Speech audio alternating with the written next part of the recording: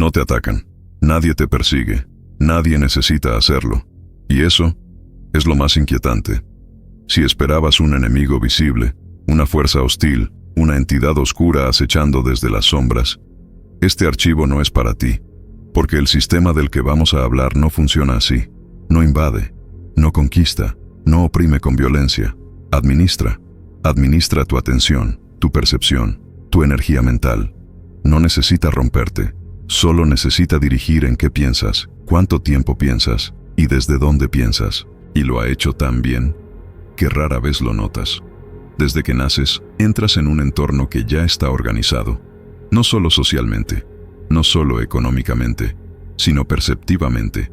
Aprendes qué es real, qué es importante, qué merece tu miedo, qué merece tu deseo, qué cosas no se cuestionan, no porque alguien te lo ordene directamente, sino porque todo a tu alrededor refuerza las mismas rutas mentales: escuela, trabajo, competencia, comparación, consumo, urgencia constante. Nada de eso es neutral. Y aquí aparece la primera pregunta incómoda. Si la conciencia es lo más valioso que posees, ¿por qué nunca te enseñaron cómo funciona? Te enseñaron a producir, a adaptarte, a obedecer reglas invisibles, a repetir patrones, pero nunca a observar quién está observando. Nunca a detenerte y preguntar: ¿este pensamiento es mío? ¿O fue instalado? ¿Esta emoción nace ahora? ¿O fue provocada? ¿Esta identidad me pertenece?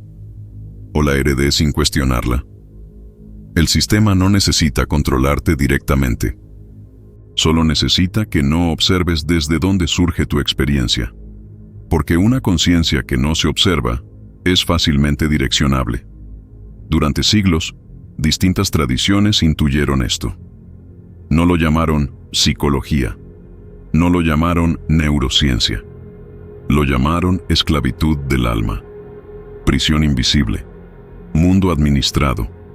Hablaron de entidades no como monstruos, sino como gestores, principios de orden, fuerzas que no crean conciencia, pero la organizan. Hoy, ese lenguaje suena arcaico, pero el mecanismo sigue intacto. La diferencia es que ahora el sistema es más elegante. Ya no necesita dioses visibles, ni castigos divinos, ni amenazas sobrenaturales. Le basta con mantener tu atención fragmentada, porque una conciencia fragmentada reacciona más, consume más, produce más y se observa menos. El sistema no quiere que seas infeliz. Eso es secundario. Quiere que reacciones. Miedo, deseo, culpa, ansiedad, comparación. No importa cuál, importa que la energía se mueva. Porque donde va tu atención, va tu energía. Y donde va tu energía, algo se alimenta. Este archivo no busca convencerte. No necesitas creer nada. Solo observar. Observar tus reacciones mientras escuchas esto. Observar si algo se incomoda. Observar si algo resuena. Eso ya es una grieta. Aquí es donde dejamos la sensación y entramos en la estructura. Para entender un sistema invisible no se empieza preguntando quién lo creó. Esa pregunta viene después. Primero, es necesario entender cómo funciona. Porque ningún sistema sobrevive durante milenios si depende solo de la fuerza. Sobrevive porque es eficiente, porque se adapta, porque se oculta dentro de aquello que regula. El sistema en el que está insertada la conciencia humana no actúa como un depredador común, no caza individuos, organiza entornos. Y el entorno más importante no es físico, es perceptivo. Piensa en esto. 2 personas pueden vivir en el mismo lugar, bajo las mismas reglas, con la misma tecnología, y aún así habitar realidades completamente diferentes. Una vive en miedo constante, otra en deseo constante, otra en culpa constante, otra en distracción constante. El sistema no necesita controlar el mundo, necesita controlar cómo es percibido. Aquí aparece algo que muchos no quieren mirar. Todo sistema complejo requiere operadores, no necesariamente creadores, no necesariamente dioses, sino gestores, administradores del flujo. Las antiguas tradiciones gnósticas los llamaron arcontes.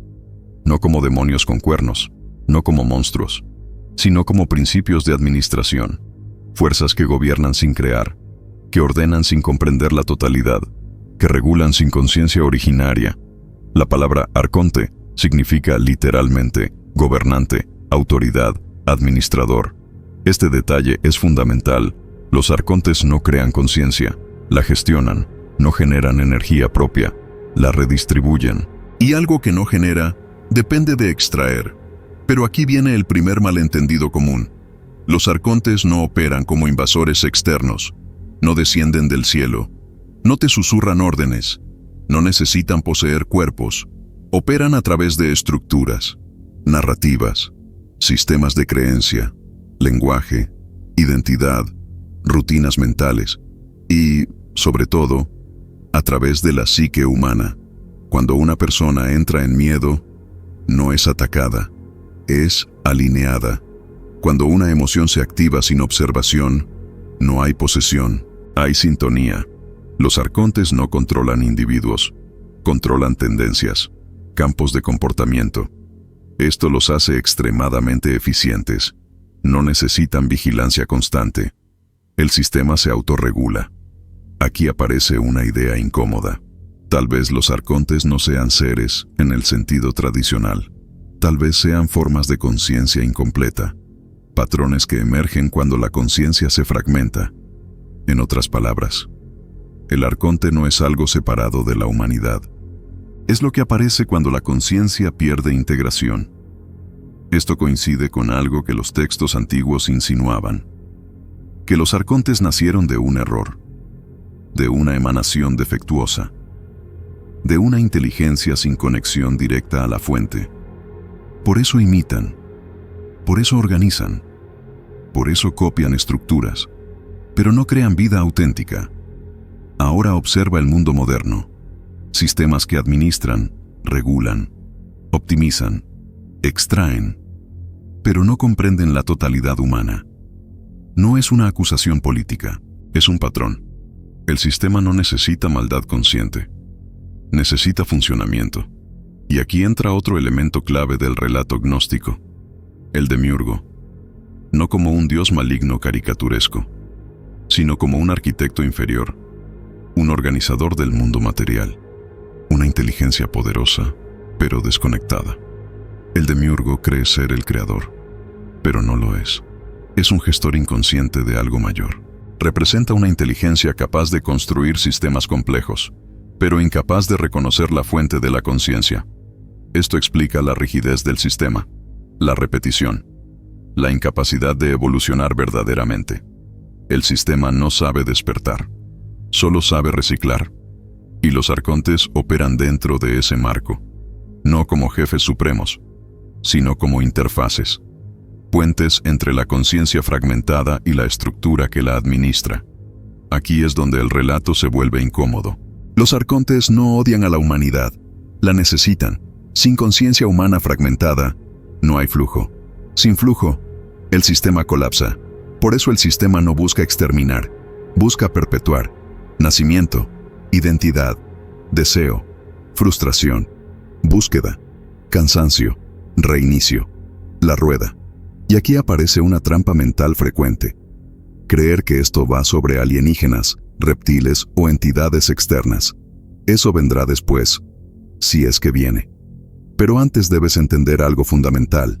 El sistema no opera desde fuera, opera desde dentro, a través de pensamientos automáticos, de reacciones emocionales, de identidades aprendidas. No necesitas guardianes. Si el prisionero se vigila solo, desde pequeño te enseñaron quién eres, tu nombre, tu historia, tu valor, tu rol. Pero nadie te enseñó a cuestionar esa identidad, porque la identidad es el ancla. Una vez que te defines como algo fijo, el sistema sabe exactamente cómo moverte. Miedo a perder, miedo a no ser suficiente, miedo a fallar, miedo a ser rechazado. No terror extremo, miedo cotidiano, sutil, constante. Los antiguos no llamaban a esto psicología, lo llamaban esclavitud del alma. Y este bloque no busca asustarte, busca posicionarte, porque antes de ver la salida, hay que entender quién opera la jaula. y por qué funciona incluso cuando no lo notas.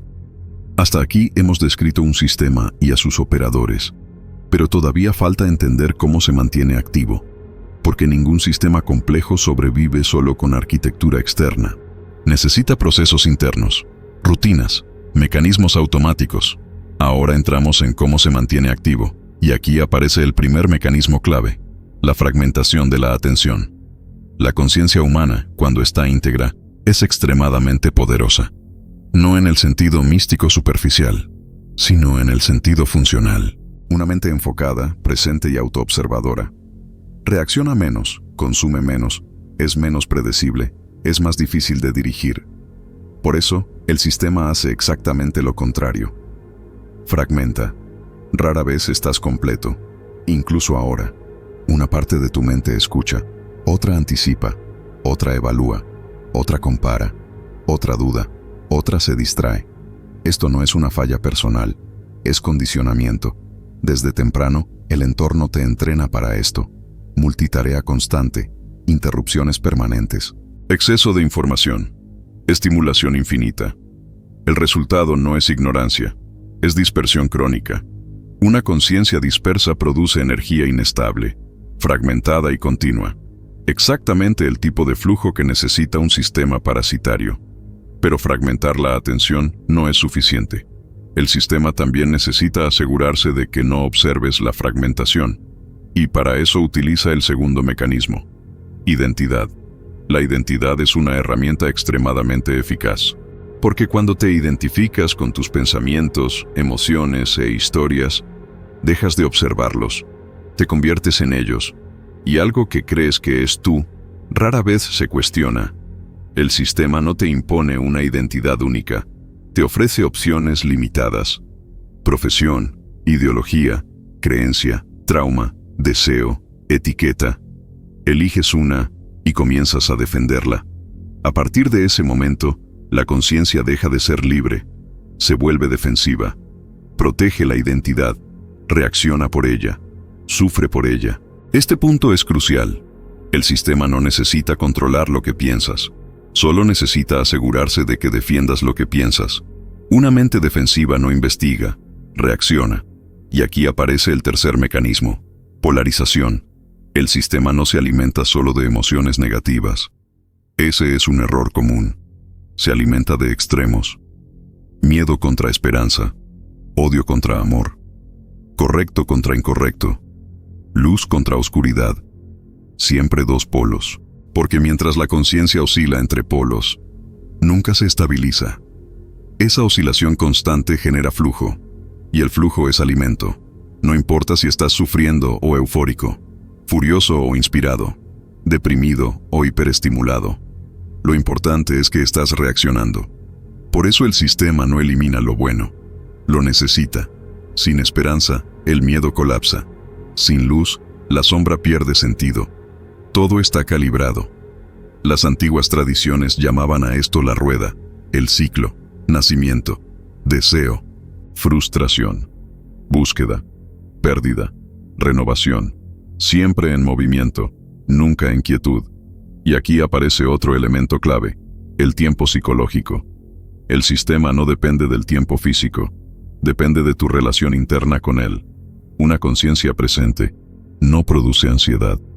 Una conciencia anclada en el ahora no se proyecta compulsivamente. Por eso el sistema empuja constantemente hacia pasado, culpa, trauma, nostalgia, futuro, miedo, expectativa, ambición, rara vez hacia el ahora. El ahora es peligroso. En el ahora, la conciencia observa. En el ahora, la reacción disminuye. En el ahora, la identidad se debilita. Por eso el sistema ocupa el ahora con ruido. Si observas con atención, notarás algo inquietante. Casi todo a tu alrededor fue diseñado para impedir la presencia total. Incluso el entretenimiento, especialmente el entretenimiento. Y aquí entramos en un punto más delicado. El sistema no se sostiene solo por estructuras externas, se refuerza colectivamente. Cada vez que reaccionas emocionalmente, algo se activa, no necesariamente dinero, energía. El sistema funciona como una red. Tú reaccionas, Otro reacciona, otro reacciona. La red se mantiene viva. Las antiguas tradiciones llamaban a esto egregor, un campo colectivo alimentado por emoción, creencia y atención. No un ser consciente en sentido humano, sino un sistema autorregulado. Cuanta más atención recibe, más se fortalece. Y ahora viene una idea incómoda. Este sistema no necesita ser maligno. Esa es una interpretación humana. Solo necesita existir. Y para existir, necesita flujo. La conciencia humana fragmentada es una fuente extremadamente rica. Esto explica algo perturbador, porque los mismos patrones de sufrimiento se repiten a lo largo de la historia.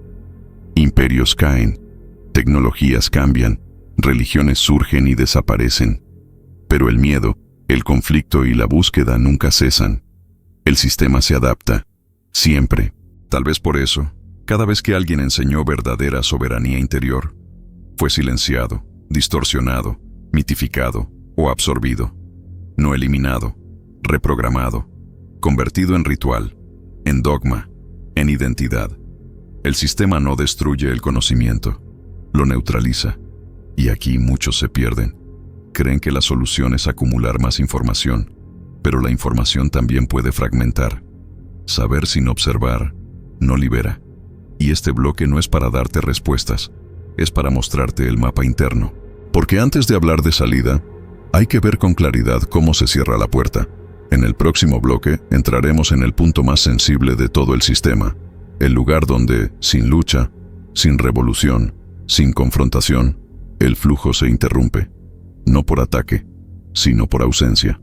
Y eso es lo que el sistema no puede controlar. Hasta ahora hemos descrito una arquitectura, un sistema que administra atención, operadores que regulan flujos, mecanismos que fragmentan la conciencia. Todo parece cerrado, eficiente, autocorrectivo. Si llegaste hasta aquí, esto es lo que cambia todo. Ningún sistema que depende del flujo es absoluto.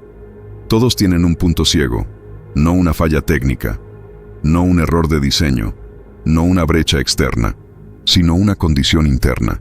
Y esa condición es esta. El sistema necesita reacción para existir, pero no puede operar frente a conciencia integrada. Aquí aparece la paradoja central. El sistema no puede atacar directamente aquello que lo desactiva, porque no lo detecta. Todo lo que el sistema administra emite señal. Las emociones sostenidas emiten señal. Las identidades fijas emiten señal. Las narrativas internas emiten señal. El conflicto emite señal. La búsqueda emite señal. La reacción emite señal. Pero hay algo que no emite nada, y por eso es invisible. Ese algo es la observación sin apropiación. No como técnica, no como método, no como práctica espiritual, sino como estado funcional de la conciencia. Cuando una emoción surge y es observada, pero no narrada, no justificada, no rechazada, el flujo se interrumpe. No porque la emoción desaparezca, sino porque deja de producir drenaje. Aquí es donde muchas personas se confunden. Creen que controlar la mente es la salida. No lo es. El control sigue siendo reacción. La represión sigue siendo energía dirigida. El sistema no se alimenta solo de emociones negativas. Se alimenta de movimiento interno no observado.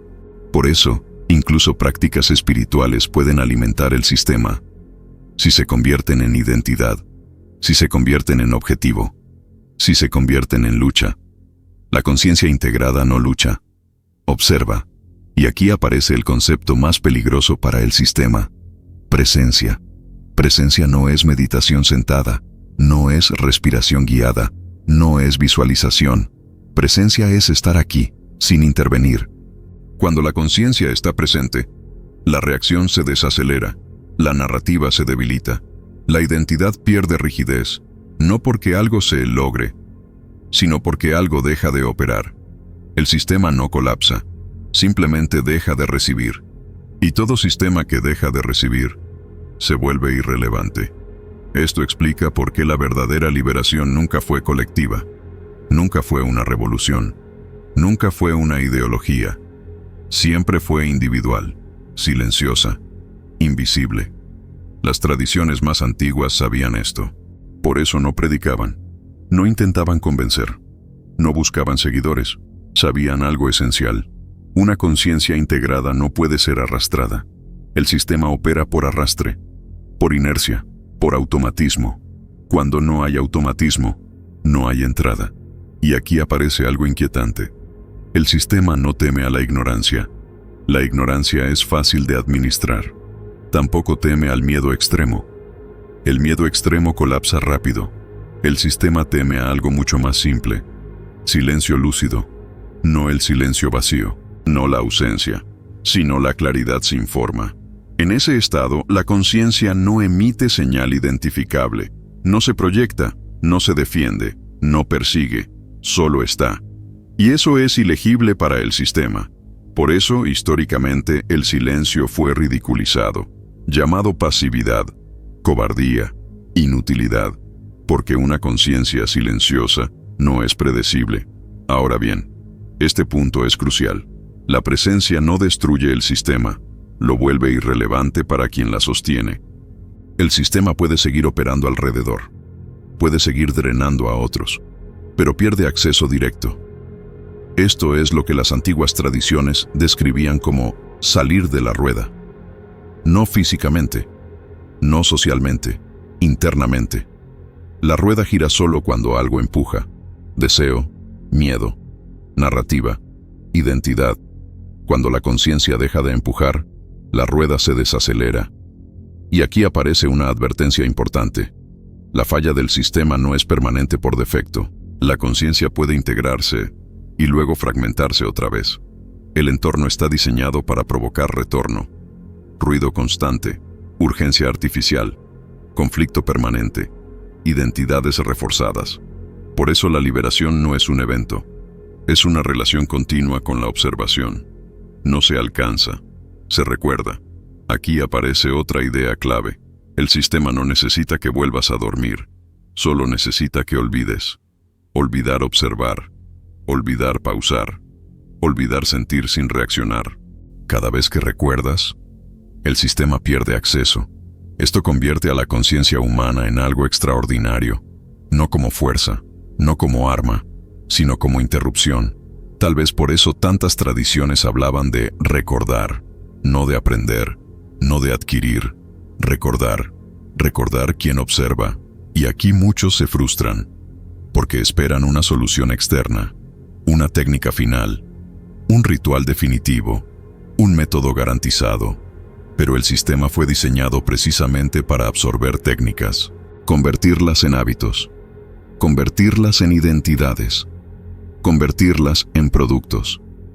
La presencia no puede convertirse en método, porque en el momento en que se vuelve método, se fragmenta. Este es el límite del sistema. No puede operar sin fragmentación. Y este es el límite del lenguaje, porque la presencia no se explica, solo se reconoce. Este bloque no ofrece salvación, no ofrece promesas, ofrece una posición. Tal vez el sistema no pueda ser destruido, tal vez nunca desaparezca, pero tal vez no fue diseñado para ser derrotado. Tal vez fue diseñado para ser trascendido, no escapando del mundo, no negando la experiencia, sino habitándola, sin reaccionar. Eso cambia todo, porque una conciencia presente vive dentro del sistema, pero no le pertenece. Aquí es donde la mayoría se pierde, no porque el sistema sea invencible, sino porque es adaptativo. Cuando una conciencia comienza a estabilizarse, cuando la observación aparece, cuando la reacción disminuye, el sistema no responde con ataque, responde con reconfiguración. No intenta detener el despertar, intenta redirigirlo. Aquí es donde casi todos vuelven a caer, y lo hace a través de lo que podemos llamar las trampas de retorno. No son castigos, no son errores, son mecanismos automáticos diseñados para reintegrar la conciencia al flujo. La primera trampa es la más común. Trampa 1. La identidad del despierto. En el momento en que alguien se da cuenta de que el sistema existe, de que la atención es drenada, de que la conciencia puede observar, aparece una tentación inmediata: convertir eso en identidad. Yo ya lo vi, yo desperté, Yo no soy como los demás. En ese instante, algo crucial ocurre. La observación se convierte en personaje, y el personaje vuelve a emitir señal. El sistema no necesita convencerte de que estás equivocado, solo necesita que te definas. Una identidad espiritual, consciente o despierta, es tan administrable como cualquier otra, porque defiende su imagen, se compara, se valida, se separa. La conciencia integrada observa, la identidad despierta, reacciona. Por eso esta trampa es tan efectiva. Parece evolución, pero es solo rebranding del ego. Trampa 2. La ira contra el sistema. Cuando la comprensión se profundiza, aparece otra reacción frecuente. Rabia, indignación, deseo de confrontar, necesidad de señalar culpables. El sistema es maligno. Los operadores son parásitos. Esto debe ser destruido. Aquí ocurre algo muy sutil. La conciencia vuelve a polarizarse. Nosotros contra ellos, luz contra oscuridad, víctimas contra opresores. Y la polarización es alimento.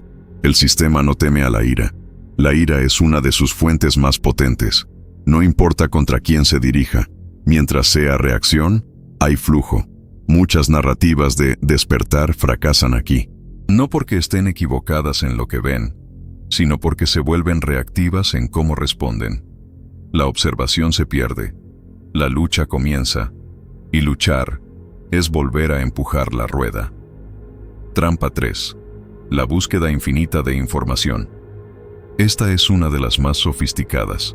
Cuando alguien descubre el sistema, suele querer entenderlo todo. Leer más, ver más videos, conectar más teorías, descubrir el secreto final. Pero hay un problema. La información no es integración. La acumulación de conocimiento no garantiza conciencia presente. De hecho, puede producir lo contrario. Una mente saturada. Analiza sin parar. Conecta sin descanso. Nunca se queda quieta. El sistema no teme a la información. La información fragmentada mantiene la atención dispersa. Mientras sigas buscando afuera, no observas adentro. Y sin observación, el flujo continúa. Trampa 4. La espiritualización del escape. Aquí la trampa se vuelve elegante. En lugar de observar la experiencia humana, se intenta trascenderla. Negar emociones, rechazar el cuerpo, desvalorizar lo cotidiano. Esto es ilusión. Esto no importa. Lo real está en otro plano. Pero la negación también es reacción. El sistema no necesita que sufras. Necesita que no estés presente. Una espiritualidad que huye del cuerpo es tan funcional al sistema como una mente atrapada en el miedo. La conciencia integrada no escapa. Habita. Trampa 5. El orgullo del que entiende. Esta trampa es silenciosa. No se expresa en palabras, sino en actitud. El oyente deja de escuchar. El lector deja de cuestionar. El observador deja de observar. Esto ya lo sé. Eso ya lo entendí. Eso no aplica a mí. Aquí la conciencia se cristaliza. Y algo cristalizado deja de ser consciente. El sistema no necesita intervenir. El estancamiento se encarga del resto. Trampa 6. El retorno automático. La última trampa no es conceptual. Es fisiológica. El sistema actúa sobre el sistema nervioso. Cuando la presencia aumenta, el cuerpo se desregula momentáneamente. Aparece ansiedad, confusión, incomodidad. La mente interpreta eso como peligro y busca volver a lo conocido, no porque lo conocido sea verdadero, sino porque es estable. Aquí muchos retroceden sin darse cuenta, no por debilidad, por condicionamiento. El entorno entero está diseñado para facilitar ese retorno. Ruido, urgencia, identidad, distracción, y el ciclo continúa. Aquí es donde se vuelve evidente algo crucial. El sistema no necesita vencerte, solo necesita que regreses, que vuelvas a reaccionar, que vuelvas a narrarte, que vuelvas a identificarte. Por eso la verdadera salida no es un acto heroico, es algo mucho más sutil. Reconocer la trampa, sin combatirla. Observar la reacción, sin convertirla en historia. Sentir la incomodidad, sin huir. Este bloque no es para advertirte, es para posicionarte. Porque sin comprender las trampas, la falla del sistema se vuelve momentánea y el retorno, inevitable. En el próximo bloque, iremos a algo aún más delicado. No teoría, no estructura, sino cómo se vive la conciencia integrada dentro del sistema sin caer nuevamente en sus bucles. Después de identificar las trampas, surge una pregunta inevitable. Si el sistema no se rompe con fuerza, si no colapsa con confrontación, si se adapta a casi todo, ¿cómo se vive sin volver a caer? Aquí es donde muchas narrativas fallan, porque buscan una técnica, un método, una práctica cerrada, pero el sistema absorbe métodos, los convierte en hábitos, los vuelve identidades, los integra al flujo. Lo que no puede absorber es una relación consciente con la experiencia, no una técnica, no un ritual, no una ideología, una relación. Vivir dentro del sistema sin ser absorbido no significa aislarse, no significa huir del mundo, no significa negar la experiencia humana. Significa habitarla sin perder la observación. La conciencia integrada no se retira, se mantiene presente mientras todo ocurre. Esto cambia por completo la dinámica. El sistema opera cuando hay reacción automática. La presencia interrumpe esa automatización, no con esfuerzo, no con control, con atención sostenida. Aquí aparece una distinción crucial. Presencia no es calma permanente, no es ausencia de emoción, no es paz artificial. La emoción seguirá apareciendo. El miedo, el deseo, la duda, la incomodidad. La diferencia es qué haces cuando aparecen. En lugar de convertirlas en historia, las observas como movimiento. En lugar de justificar, registras. En lugar de reprimir, permites sin apropiarte. Ese pequeño cambio es enorme, porque el sistema no se alimenta de emoción, se alimenta de identificación con la emoción. Cuando el miedo aparece y tú te conviertes en miedo, hay flujo. Cuando el miedo aparece y es observado, el flujo se debilita. No desaparece el mundo, no colapsa el entorno, pero algo se desengancha. La conciencia deja de ser arrastrada. Esto no ocurre de forma constante al principio. Habrá momentos de claridad y momentos de retorno. Eso es normal. El error es interpretar el retorno como fracaso. No lo es. Es información. Cada retorno muestra exactamente dónde el sistema todavía tiene acceso. No para culparte, para observar. Aquí aparece una regla silenciosa. El sistema no se debilita cuando entiendes algo. Se debilita cuando lo ves en tiempo real. No después. No en retrospectiva. En el instante. Cuando notas la reacción antes de actuarla. Cuando sientes la urgencia sin obedecerla. Cuando la mente quiere narrar y tú permaneces en silencio interno. Ese silencio no es vacío. Es presencia funcional. Y es extremadamente incómodo al principio, porque el sistema nervioso fue entrenado para reaccionar, no para sostener. Por eso, la incomodidad aumenta cuando la presencia aparece. No porque algo esté mal, sino porque algo no está siendo drenado. El cuerpo intenta volver a lo conocido. La mente busca distracción. Aquí es donde muchos abandonan, no porque no funcione, sino porque funciona. La presencia no ofrece recompensa inmediata, no ofrece euforia, no ofrece identidad, no ofrece validación, ofrece claridad. Y la claridad desestabiliza lo que dependía del ruido. Vivir dentro del sistema sin ser absorbido implica aceptar algo difícil. No hay punto final, no hay ya salí. Mientras haya cuerpo, habrá estímulo. Mientras haya estímulo, habrá posibilidad de reacción. La diferencia es desde dónde. La conciencia integrada no lucha con el sistema. Simplemente no coopera. No por rebeldía, por lucidez. Cooperar es reaccionar sin ver. No cooperar es observar sin intervenir. Eso transforma todo. La atención deja de ser capturable. La identidad se vuelve flexible. La emoción se mueve sin cristalizar. El sistema sigue ahí, pero ya no gobierna. No porque haya perdido poder, sino porque perdió acceso. Esto no te convierte en especial. No te separa del mundo. no te eleva sobre otros, te vuelve menos predecible. Y eso, para un sistema de administración, es lo más peligroso que existe. No un enemigo, no un rebelde, no un iluminado, sino una conciencia presente que no se deja arrastrar. En el próximo bloque cerraremos este archivo, no con promesas, no con conclusiones definitivas, sino con una integración final. Porque entender el sistema no es el objetivo.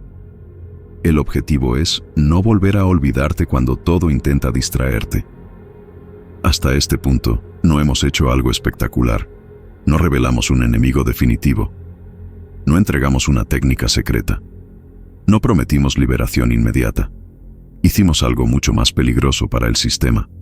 Lo volvimos visible. Y un sistema que depende de ser confundido con la realidad pierde su mayor ventaja en el momento en que es reconocido. Eso no significa que desaparezca, significa que ya no opera en silencio. A partir de aquí, algo cambia, no afuera, adentro. Empiezas a notar microreacciones que antes pasaban desapercibidas. La urgencia de responder, la incomodidad de no distraerte, la ansiedad que surge cuando no hay estímulo. Nada de eso es señal de error, es señal de desacople. El sistema sigue funcionando, pero ya no gobierna sin resistencia interna. Aquí aparece una verdad incómoda. La conciencia no es frágil, es inestable solo cuando no se observa.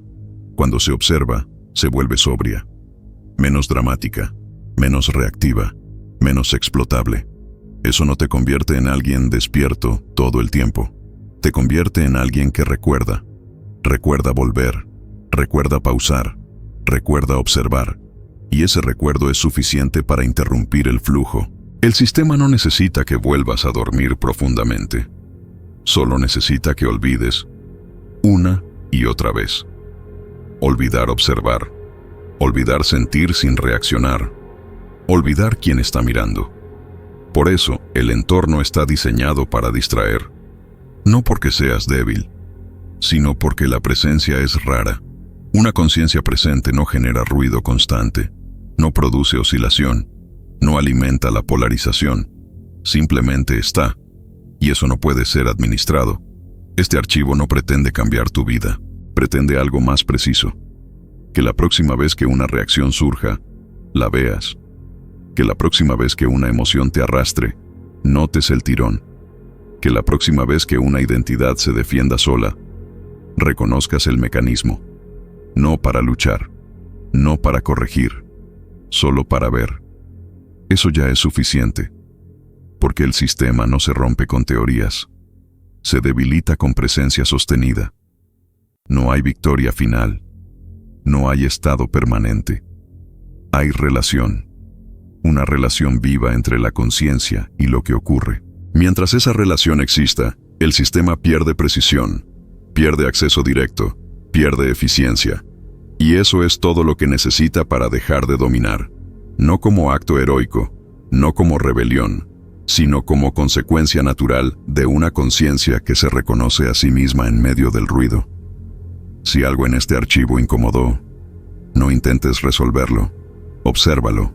Si algo resonó, no lo conviertas en identidad. Permanece atento. Eso es suficiente por ahora. El archivo no se cierra, porque el sistema sigue operando. Pero a partir de este punto, ya no es completamente invisible. Hay algo que casi nadie te advierte cuando empiezas a ver. No es euforia, no es poder, no es despertar en el sentido romántico. Es incomodidad, porque cuando la conciencia deja de reaccionar automáticamente, el ruido empieza a perder sentido, y eso crea un vacío. Un espacio interno donde antes siempre había estímulo, urgencia, identidad, pensamiento. Ese espacio no es agradable al principio, no es cálido, no es reconfortante, es silencioso. Y el sistema depende de que ese silencio no exista. Por eso, cuando alguien comienza a observar de forma sostenida, ocurre algo curioso. No aparecen enemigos externos, no llegan castigos visibles, no hay represalias evidentes. Lo que aparece es la tentación de volver a reaccionar, volver a opinar, volver a identificarse, volver a buscar sentido afuera, No porque el silencio sea peligroso, sino porque es improductivo para el sistema. Una conciencia en silencio no genera flujo, no oscila entre polos, no entra en ciclos, no se engancha. Simplemente está. Y ese estar es profundamente subversivo. Aquí es donde muchos retroceden sin darse cuenta. No porque no entiendan el sistema, sino porque no soportan el vacío que queda cuando el sistema pierde acceso. El sistema no te empuja a dormir de nuevo, te invita, te ofrece distracción, te ofrece identidad, te ofrece una nueva narrativa más sofisticada. Incluso te ofrece espiritualidad. Pero ahora sabes algo que antes no sabías, que cualquier cosa que te haga reaccionar sin observar, no importa cuán elevada parezca, restaura el flujo. Por eso, la verdadera ruptura no se nota desde afuera. No hay señales externas, no hay símbolos visibles, no hay pruebas que mostrar. La ruptura ocurre cuando la emoción aparece y no te arrastra. El pensamiento surge y no te define. La identidad se activa y no la defiendes. Eso no es represión. Eso no es indiferencia. Es soberanía funcional. Y esa soberanía no puede ser administrada. Aquí está la paradoja final del sistema invisible. Necesita que participes. Necesita que reacciones. Necesita que tomes partido. Pero no puede obligarte a hacerlo. Solo puede esperar a que olvides observar. Por eso la salida nunca fue un escape físico. Nunca fue una huida del mundo. Nunca fue abandonar la experiencia humana. La salida siempre fue interna, silenciosa, discreta, no acumulativa. No se trata de sostener un estado permanente. Eso también sería una identidad. Se trata de recordar, una y otra vez. Recordar observar. Recordar pausar. Recordar no reaccionar inmediatamente. Cada recuerdo interrumpe el sistema. Cada pausa reduce el flujo. Cada instante de presencia real crea opacidad. El sistema no puede operar donde no hay señal. Y la observación pura no emite señal. Tal vez por eso las tradiciones más antiguas hablaban de volver al centro. No como un lugar. No como un cielo. No como una promesa. Sino como una función. La función de observar sin apropiarse. Este archivo no te pide que creas nada. No te pide que aceptes una narrativa. No te pide que adoptes una identidad nueva. Solo te deja con una experiencia posible. La próxima vez que algo intente arrastrarte emocionalmente, observa. La próxima vez que una idea quiera definirte, observa. La próxima vez que sientas urgencia por reaccionar, observa. Eso es todo. No hay ritual. No hay técnica final. No hay atajo. Solo presencia repetida. El sistema seguirá existiendo, seguirá operando, seguirá administrando a millones, pero no puede administrar aquello que no participa. Y ahora sabes algo esencial. No estás atrapado porque el sistema sea fuerte. Estás atrapado solo mientras reaccionas sin ver. Cuando ves, aunque sea por instantes, el sistema pierde acceso. Este documento termina aquí. No porque el proceso haya concluido, sino porque ya no puede ser explicado con palabras. Lo que sigue no se escucha, se practica. Y ese es un lenguaje que ningún operador del sistema invisible puede controlar.